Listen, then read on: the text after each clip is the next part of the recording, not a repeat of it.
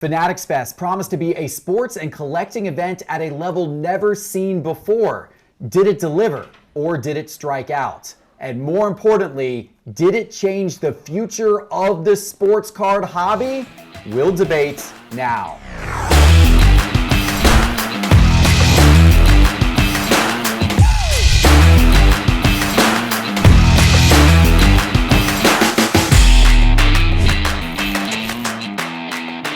Hello, sports card investors, and welcome to another episode of Cards on the Table. Doug, Teapot, we got a lot to go into today. Doug and I are both freshly back from New York, where we were there for Fanatics Fest. Teapot, you didn't make the trip, but you consumed a lot of content, and you were paying attention to social media and YouTube and seeing what everybody was saying about Fanatics Fest. And this is going to lead us into the first part of our discussion today, because Fanatics Fest was hyped up to be this transcendent event. They called it the Comic-Con for sports. They said that this was going to change the landscape of sports shows, and of course it had the huge tie-in with collectibles, and they did a lot of things there to try to push that forward. Certainly a lot more celebrity involvement than we've ever seen at shows before, much more in the way of fan activations than we've ever seen at shows before. They had pretty good attendance. They were aiming originally for 100,000 people. I'd heard that that was their goal. It looks like they got around 70,000, maybe a little north of 70,000. That was the numbers that I saw published. Not as much as the National. While we don't have the exact figures from the National, we think it was somewhere in the range of around 110,000. So a little bit of a delta there, but still, first time out, pretty good number of people. The show felt busy on this Saturday. So I think some things went well. Maybe some things fell a little bit short of expectation, but I want to break this down with you guys. And I have to ask the question, what impact does this actually have on the future of the hobby, if any? Doug, let me start with you. You were there with me. Impressions of the event, good, bad, and the future. Yeah, so I think the most important point to take home from this was not a card show. And for a lot of the people I've seen criticizing this show, it's important for them to realize this was not a card show. Fanatics told us at the Topps conference months ago that this would be an event that was maybe 30% cards. And I think that that's probably what we got. It was somewhere between 25-30% cards. The event as a whole was instead probably the best interactive sports fan experience that I've ever been to. So if the goal was to make it more like a Comic-Con for sports, I think they did a tremendous job. All of the other elements outside of the card show were excellent. The card show itself, I thought was adequate. Let's be honest, I've gone to 100 different card shows. It's the same 40 or 50 tables just over and over and over again. There's a lot of repetitiveness at a large-scale card show. So I don't think that they needed to have 500 tables, 600 tables for it to be decent in that regard. I thought there was enough presence there from a card show standpoint, and everything else they did was above and beyond.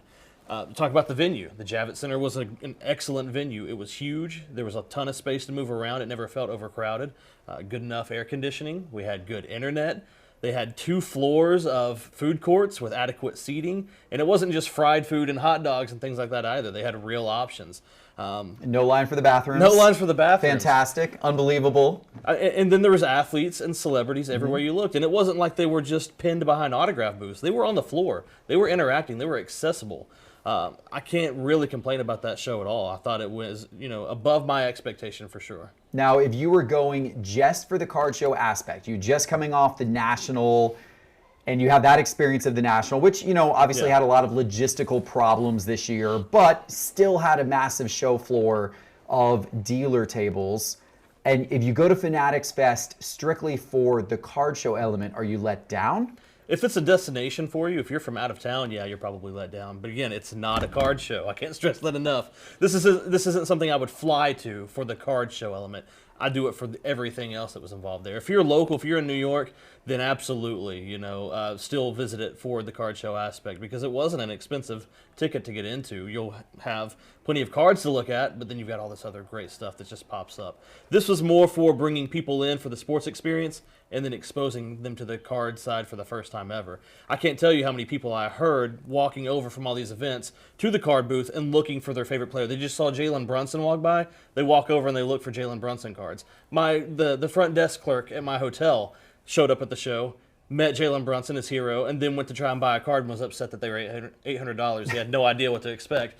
So there was a lot of people that got first-time exposure to 2 cards from just showing up to this fan experience. That actually is what I think the real win of the show is. I want to talk more about that. But Teapot, you didn't go to the show, but you consumed the content. You were watching it. You were hearing all of this reaction in real time on social media.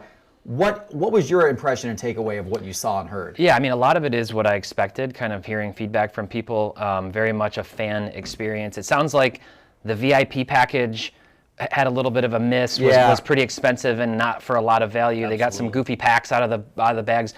I did hear that, much like the National this year, they tightened certain aspects that were kind of broken day 1 up in the subsequent days, day 2 and day 3, like not waiting in line as much, or some of the skip passes and other things were ironed out. It'd be cool if maybe there was even more of an element from the VIP packages to get you meet and greets, like put yourself on a wait list to meet somebody or get something a little more authentic. Here's what I'll say about like athlete interactions. I've never personally, and this is no knock to anybody who likes to do this or chase athletes around for autos and things, I don't like that. Like it's not me. I'm not gonna wait an hour and a half, 2 hours or plus just to like say hi to somebody. Historically, that's just sort of felt like inauthentic. I like authentic interaction and conversation. Michael Chandler, who's a UFC fighter, who's supposed to have fought Conor McGregor like 3 times by now, but McGregor keeps backing out, he had an interesting post on his Instagram that kind of changed my perspective on this and got me thinking. Up until now, I would have thought that these athletes probably just don't really care or are sort of annoyed at having to sit and do all these things forever. But he posted and he was at the event and he said, this really actually meant a lot to me. It's a reminder to me about reality and human interaction versus the internet. He's like, when I get on the internet, people just rip me left and right on social media and criticize me and whatever, and they criticize my opponents. When I meet people in person, that's the real interaction. The same thing happens when we go to the National and we go other places. People meet you, they meet me, they come up, they say things. It's really edifying, and it charges my batteries to go to the National for 5 days and have people walk up and say, thank you so much for your content. Thank you for Market Movers. Thanks for being here. This is really cool. Can we get a picture? And I leave and I'm like, wow, that makes it tangible. That makes it real. That makes the people who are trashing every little thing we do in the comments, less of an issue, and that makes more reality. And that's what stood out to me, that's hearing how the athletes were organically interacting with people. It actually does feel authentic and real. They weren't begrudging. They were having fun. They were racing people. Gronk smashing a card on a table. Like, it seems like it was a pretty cool event. I mean, you saw Jeff's video with Dana White, I'm sure. We didn't know that was going to happen. Right. Yeah. That was completely organic. And then, all these kids get to go up there and interact with Dana White, and he's giving packs away. He's giving UFC cards away. Yeah. That wasn't something we knew was going to happen. As a kid, I would have lost my mind for that type of event. That element of it was super cool. And we've never seen that at a card show to that extent before. You've never seen Tom Brady walk up to the dealer table of a Tom Brady super dealer and literally talk to him for almost 20 minutes. And go through all the cards one by one and discuss his autographs and all that kind of thing. That interaction has never happened before to that depth at any card show ever. And Fanatics, I'm sure, wanted to kind of push that forward and encourage that, and they did. But then when the athletes got out there, they seemed like they weren't being forced. They were actually enjoying it. Livy Dunn dressing up like, dressing up incognito. Well, she was dressed up as Paul Skeens one day, and then another day she kind of put a hat on and buttoned herself up, and then went out and actually shopped dealer tables to ask what prices they were selling. She wasn't very incognito. She wasn't very incognito. No. You could kind of figure out it was Livy Dunn. Hard to hide her a little bit. Security and the cameras probably gave it away too. Right, yes. But but nonetheless, it was a fun effort for sure. The connection there, I agree that was a really cool element of the show. And I'm going to give, although I agree with you as a pure card show, it wasn't at the scope of the National, certainly, or anything like that. You said at the end of your segment, Doug, that they did succeed in getting the average sports fan who doesn't know about cards more exposure. Yeah. Fanatics has been very clear that their major goal for their collectibles is to 10x, we've heard this now many times before, 10x the number of collectors. They have now said this for the last couple of years. As I saw this event and watched this event play out, it was very clear to me that this event was built around the idea of how do we 10x the number of collectors? Well, one of the ways we can 10x the number of collectors is to take the everyday sports fan who has not been introduced to collecting and try to bring him into collecting. And I think that's what a lot of this event was about. Appeal to the everyday sports fan, introduce them to collecting. Yeah. That was very successful. At our Cards HQ table, we had tons of people coming up who were asking us questions about cards and boxes, and it was their first time having ever shopped for a card or a box. Yep. That experience that you talked about with the front desk person at your hotel, Yeah. we saw that at the Cards HQ booth 100 or more times over the course of the 3 days. And we sold a bunch to them. We sold them, a lot of people, their first box ever, their first card ever, that type of thing. It was definitely successful from that standpoint. One last comment, then we're going to move on to the next topic. The slogan for the National this year was "Collecting is cool." That was the slogan. I'm going to say this in the nicest way possible. Are you going to say the experience doesn't match the slogan?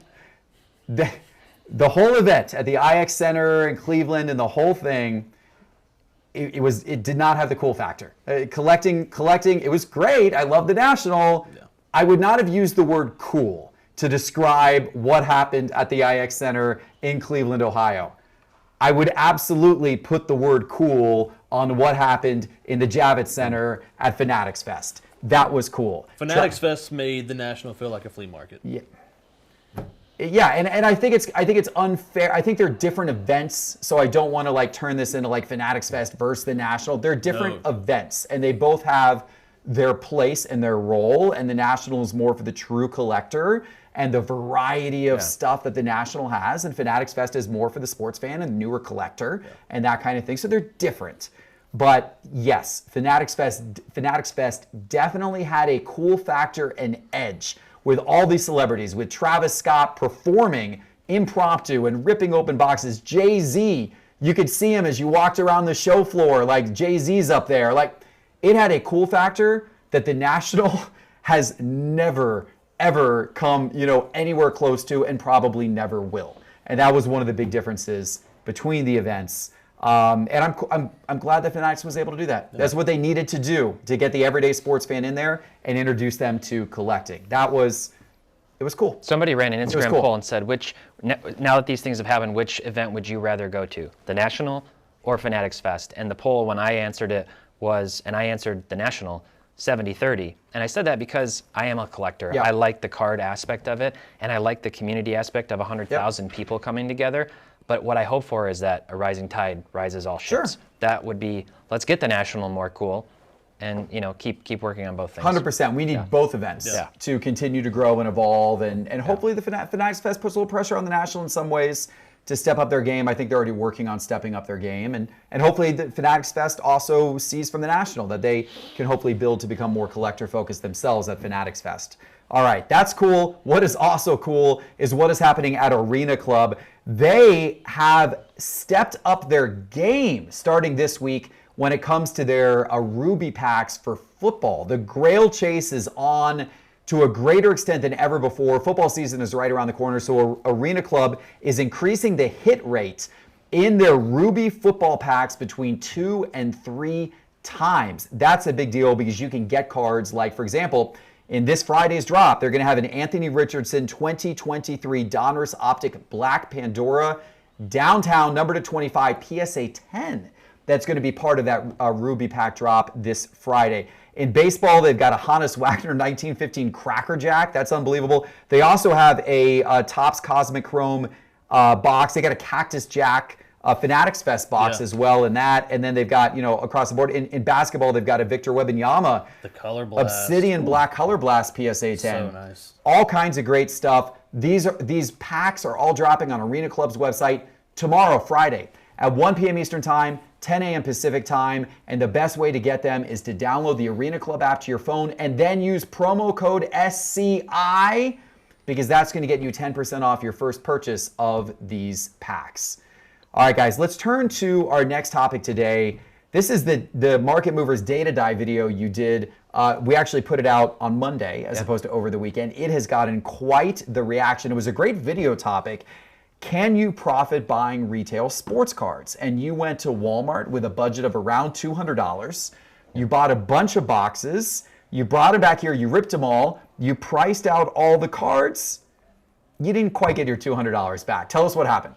Yeah, I mean, I didn't expect to. Right. At the end of the day, if you're ripping product, you don't expect to necessarily make your money back. There's an experience aspect of it, much of which harkens back to when we were children. And retail product in particular, it's really about, mom and dad or whomever taking their kids and saying, pick out a box of basketball cards or something that's affordable, that's got a good entry point, $20, $30, $35, something like that, right? So I went and looked at a bunch of those boxes, and we went to Target, and we went to Walmart, Barnes & Noble, and Dick's Sporting Goods, and found some stuff. Even picked up a box here and came back and opened it all up, kind of comped it out. Even counted in some cases like the 25 and 50 cent cards, because unfortunately the most expensive card I hit was $6. It was a Caitlin Clark card. I just didn't hit anything good. Some of those cards you can sell them at a shop like Cards HQ or as a dealer at a show. Not so easy to do that if you're just an individual person selling on eBay. But it was a fun video, and I think it resonates with a lot of people. I think it was entertaining. I always like that kind of vlog style video to go out and see and just talk through, like, what's my thought process though when considering buying a retail product. I look to see what's the most expensive card I can hit out of this. What's the chase? What are the pack odds if they're available with products like Topps? And kind of weigh all that, and then maybe hit something good. My son and I did hit a Victor Wembanyama white mezzanine select card we sold for $800 on eBay out of a retail blaster, so which we bought here. So I mean, you can hit stuff, and people put it in the comments. You might not, you probably won't, but you can. And you got maybe about half your value back, I think, which honestly wasn't bad. It's meant to be for collecting, for building collections as a kid. Kids don't have eBay accounts. A lot of times they're not interested in buying singles. They want to rip packs and get that experience with friends. And that's how they grow their collection a lot of times. And then, as they get older, they start doing a little more of the wheeling and dealing. Doug, do you indulge in retail product? Are you a one to, when you're at a Target or a Walmart, to pick up the box as you're on your way to the checkout register? Very rarely, but I will for just a personal rip every now and then. But it's usually a pretty bad value proposition. There are some exceptions, like with Donruss Soccer, for instance. That's something where you can pull numbered cards, but you can also pull all the case hits out of. You can pull all the same autos. You can pull kabooms out of it. So something like that, night moves, everything that you could get out of hobby, you could get out of a blaster. So that might be a little bit more fun. But a lot of that, you're really just going to end up hurt because the ceiling is so low on something like a retail product. One other exception, I guess, would be if there's a really alpha chase, like a Victor Wembanyama or a CJ Stroud. That can make retail a little bit more feasible because you can pull even base cards and grade them and still get some of your money back, if not break even on a blaster or a mega. But I really don't get involved with buying a lot of retail, or I really don't get involved with joining retail breaks either. It's just not a high enough ceiling for me. Yeah, I agree. Retail seems like it's better today, though, than it was a few years ago. The last couple of years were really bad. Right. And this year is better. There was a period of time when I stopped buying retail altogether, because there was a period of time, kind of during the boom of the whole thing, 2020, 2021, 2022, when it seemed like you couldn't pull anything out of a retail box. Like, no chance. And there were, I think, certain products that would not put any numbered cards whatsoever in retail. They kept them all back for hobby. Nothing in retail, only in hobby if you want anything numbered. And so, like, the best you could do in retail was like a silver, or some retail exclusive pair, red ice or something. Red ice or something like that. And so if that's the ceiling, if there's, like, when I'm ripping wax, I need the thrill of the chase. And for me, the chase is that lottery ticket that you could pull a 1 of 1 or a gold out of 10 or get a case hit or get an auto. I gotta have that. Like, I know most of the time I'm never gonna get it, but I gotta feel like I got a shot at it, or otherwise I don't wanna open it. And retail went away from that even being a possibility. Now it feels like a lot of the products have kind of come back around where you can pull some more stuff in them. So there is more of that chase element, more of that upside. So I'll go back to start buying a little bit again now. If I'm at a Target and I grab a box knowing that, there's a little more of an opportunity. Not every product, but some. As you were talking about Donruss Soccer, there you can pull some stuff. Football is another decent one. We've had a number of people come in the shop that were opening up, like Absolute football at retail, and we're pulling kabooms out of retail of that product, for example. So it's possible to get now, maybe more than before. Still not still not my favorite. I'd much rather rip a hobby box, but I also recognize that a hobby box is several times more expensive. So you will probably lose more ripping a hobby box, but at least the upside is there. And if you gamble, that's all you need. Yeah. Well, I thought it was a great video. Well done. If you haven't seen it, check out the Market Movers channel on YouTube. He counts down the value of every single card as he opens up the packs. It's pretty fun video to watch. I hope you do more of those in the future. The people were clamoring for a hobby version. I said I'd need a budget increase. We'll see how that goes. All right, great. Yeah, now you're trying to get expensive for me. All right, guys, a couple more good topics to discuss. I wanted to mention real quick here at Cards HQ, we have ratcheted up our card inventory on our website significantly. Check out cardshq.com. Lots of new cards there. Okay, let's talk about NFL and NBA debut patches. This news broke during Fanatics Fest this last weekend. It wasn't an official Topps release or anything like that. It was actually Michael Rubin, I think almost maybe inadvertently broke the news. I don't know. He may not have realized it wasn't out there. He was being interviewed by kid reporter Elijah Sports Cards on Instagram. And during that interview, Michael Rubin said, that the debut patches that they had in Major League Baseball and now they're going to have an MLS soccer, that those are in fact coming to NFL and to the NBA. Now, we didn't get any details. I don't know if it's happening this fall. Will there be debut patches on football players this fall? I don't know. Or is this a thing after they get the official license, which we're going to have to wait then a longer time period for? I'm not sure. We don't have the details, but the very fact they're coming is newsworthy because these have been pretty big chase cards in baseball.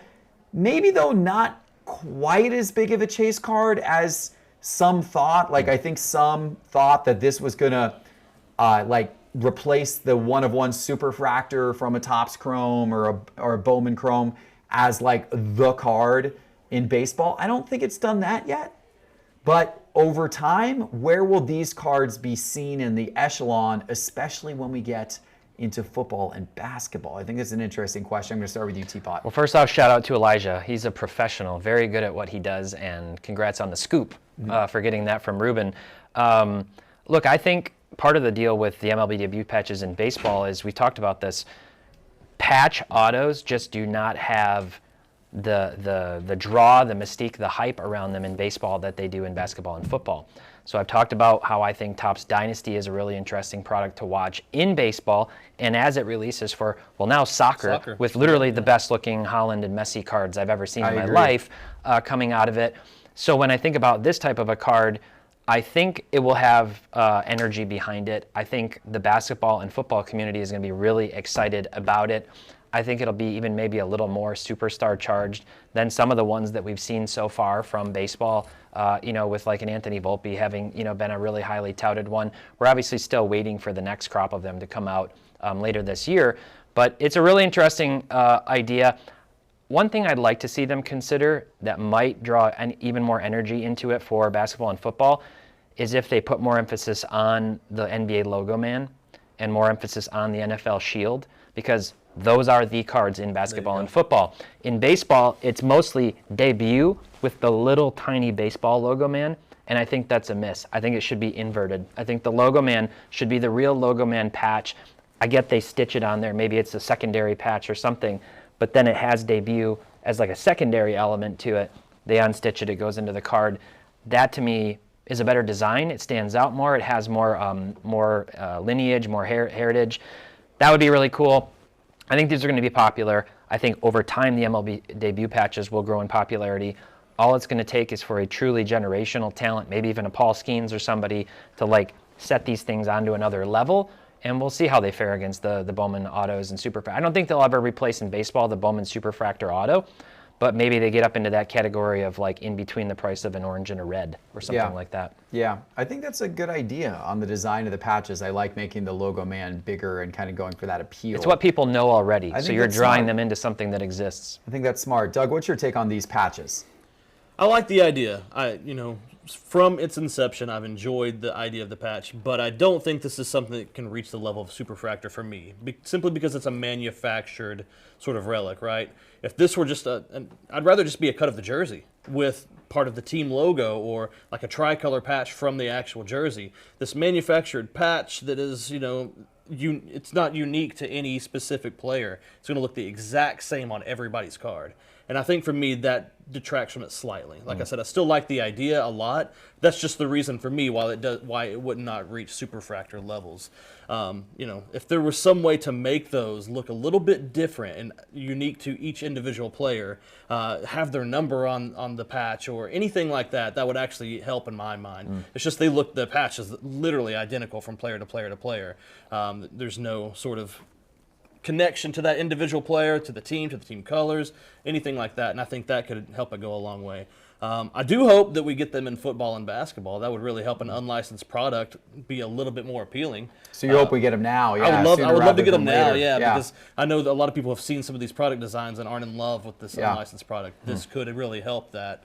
They may already have that in their heads, but that would be a nice addition to this year's product. Yeah, I think both you guys have good suggestions with the product design there. So hopefully someone from Topps and Fanatics is listening. Hopefully the design team tunes in, because I actually think both of your suggestions on those were really, really solid. All right, guys, one more piece of news to talk about today. Fanatics Collect and Sotheby's just announced a partnership that they are doing now, a joint auction together called the Holy Grails. Now this, I think, is somewhat significant because Sotheby's is known as this big old-time auction house with lots of lineage. Lots of people respect Sotheby's auctions, and they are now coming into the sports card world in kind of a big way. And the fact they've teamed up with Fanatics Collect on this, these Holy Grails auctions, this first one is going to be late September. It's going to feature 40 of the most important cards in the hobby. So we've got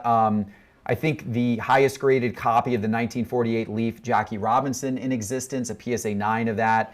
It looks like you've got some exquisite LeBron in there, Roberto Clemente, very high grade rookie card, even a Tim Duncan PMG green for all you 90s basketball collectors, and then also a Tom Brady 2000 playoff contenders rookie ticket auto and a very high grade, a BGS 9510 auto. This event's going to be held in New York. I think it's an in-person auction that's taking place in New York in a really nice venue, Harlem Parish.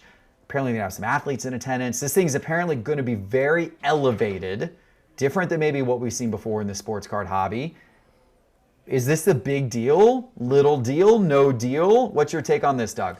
It's kind of a big deal. I mean, Sotheby's is a giant name in the auction world. I mean, it carries so much prestige behind it. When I think of that, I think of really, really high-end fine art, jewelry, literature, furniture, things of that nature on a very grand scale.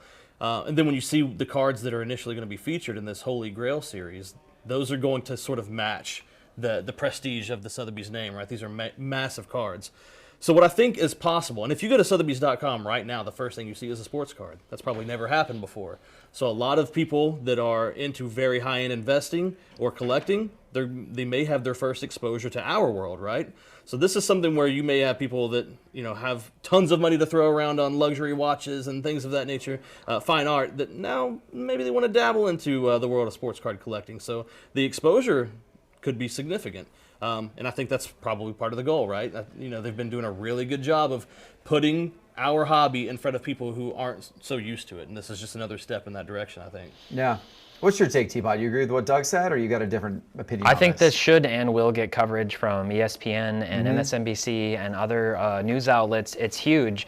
People get really cranky and bent out of shape about the term investment when it comes to sports cards, and they say they're not investments, but these are. These are investments. These have withstood the test of time. They will continue to do so. In many cases, they will outpace, most modern indexes and other things. This is a true alternative investment class for these, the highest end types of cards. And I think it's going to get a lot of notoriety. They're putting the right types of cards into it. Some of these incredibly hard to source, or like you said, the top graded cards. They've been doing their work. I don't even know how you go about sourcing all of these and making sure you can get these in. But much like the Fanatics Fest event, drawing in people who are fans into the card world, I think, like Doug said, this will draw people who are just regular participants into antiques and collectibles and alternative investments into this space, I wouldn't be surprised to see somebody who has never bought a sports card before in their life buy the 1948 Leaf Jackie Robinson PSA 9 or any of these other cards. So it's going to be really interesting. And some of these will have good competition from other people who are whales in the hobby who want to buy these cards. Yeah. Perhaps they don't make any purchases. Maybe they just watch and see what they go for. And then that final price tag enlightens them to the market in general. And then they start doing their research and, And then they use market movers to see how these have been selling time over time for these big prices. I would love somebody to take me up on my $250,000 bounty for the USA Basketball triple auto LeBron, Steph, KD card because I've talked to Fanatics Collect and Sotheby's about putting that card in one of their auctions. It won't necessarily be in the next one, but it will be in one of their auctions. So I hope whoever pulls it considers that, because the $250,000 bounty will come in the form of an irrevocable bid at that auction, one of these Fanatics and Sotheby's auctions in the future. So that gives the person the upside of it perhaps selling for a lot more at the auction, who knows, and they get to keep it, but they're guaranteed at least $250,000 from me. So it will be why, hopefully that card will be amongst the list of all these incredible cards that are going to be auctioned at one of these Sotheby's Fanatics Collect auctions in the future. All right, guys, thanks for watching. That's all the time we've got for today, but we appreciate you watching, and don't forget about that drop of those packs, the slab packs on Arena Club tomorrow. Download the Arena Club app and use promo code SCI to save 10%. We'll see you next time. Take care.